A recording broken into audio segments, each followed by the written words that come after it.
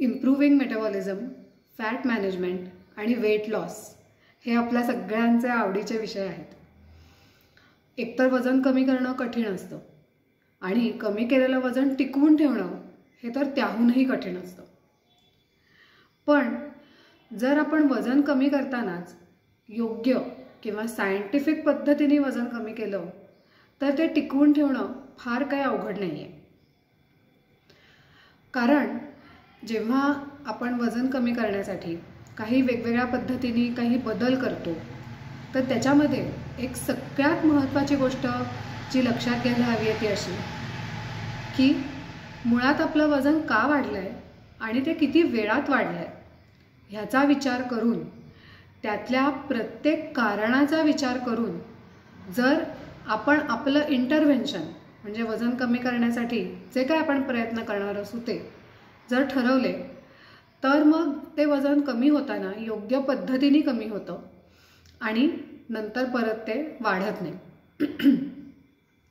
ह्याचबरोबर आपलं वजन ही काही एक सिंगल आयसोलेटेड व्हॅल्यू नाही आहे.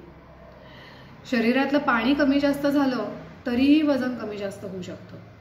त्याचबरोबर आपल्या वजनामध्ये आपल्या शरीरातल्या फॅट म्हणजे एक प्रकारचा जरा स्टोरेज किंवा इनॅक्टिव्ह टिश्यू, त्याच्यानंतर आपल्या शरीरातला सगळ्यात महत्त्वाचा आणि अतिशय ॲक्टिव्ह टिश्यू ते म्हणजे आपल्या बोन्स आणि मसल्सचं वजन आणि अर्थातच त्याबरोबर आपल्या शरीरातल्या सगळ्या वेगवेगळ्या ऑर्गन्सचं वजन, असं सगळं मिळून आपल्याला एक सिंगल व्हॅल्यू दिसते जी म्हणजे आपलं वजन.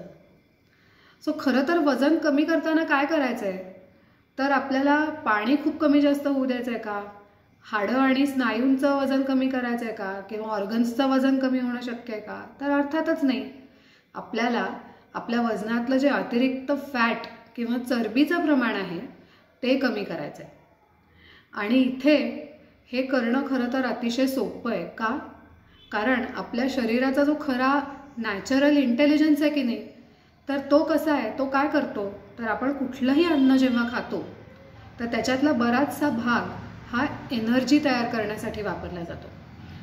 त्यानंतर इम्युन सिस्टीमला स्ट्रॉंग ठेवणं, हॉर्मोन्स अतिशय बॅलन्स्ड स्वरूपात तयार करणं, जिथे जिथे शरीराची झीज झालेली असेल ती भरून काढणं, काही न्यूरोट्रान्समिटर्स तयार करणं, अशी असंख्य फंक्शन्स ह्या आहारातले पोषक द्रव्य वापरून केली जातात. आणि जर त्यातनं काही थोडंफार शिल्लक राहिलंच तर ते फॅट म्हणून स्टोअर होतं. सो जेव्हा आपलं वजन वाढतं किंवा वजनातलं फॅट वाढतं ह्याचा अर्थ काय तर आपलं मेटाबॉलिझम नीट होत नाही आहे. कारण शरीराची नॅचरल टेंडन्सी ही काही फक्त फॅट साठवण्याची नसते आणि जर ते अतिरिक्त प्रमाणात साठतंय तर एकतर त्याची कारणं आणि आपल्याला आपलं मेटाबॉलिझम परत पूर्ववत कसं आणता येईल, ॲक्टिव्ह मेटाबॉलिझम कसं करता येईल ह्याचा आपल्याला विचार करायला पाहिजे. आणि त्या पद्धतीने जर आपण आपल्या आहारामध्ये बदल केले तर ते अतिशय इझिली होऊ शकतं. पण आपल्या शरीराचं पोषण हे काही फक्त आपल्या जेवणातून होतं का? त्याच्यासाठी पुरेशी झोप, नियमित व्यायाम, जर मनावरती ताण असेल तर स्ट्रेस मॅनेजमेंट आणि ॲक्टिव्ह लाईफस्टाईल आणि त्याच्याबरोबर न्यूट्रिशियस फूड ह्या सगळ्याचा आपल्याला विचार करायला लागेल.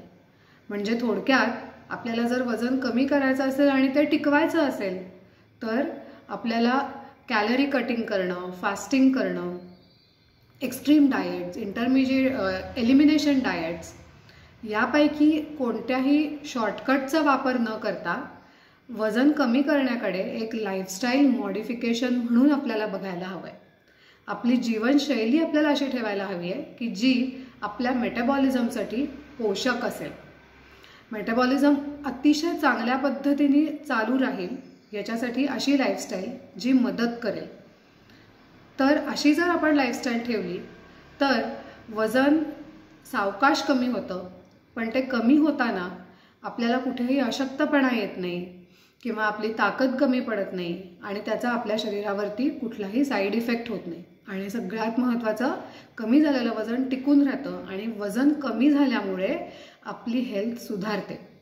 सो इथून पुढे वजन कमी करण्याच्या आधी तुम्ही सगळ्यांनी हा विचार नक्की मनात ठेवा. थँक्यू.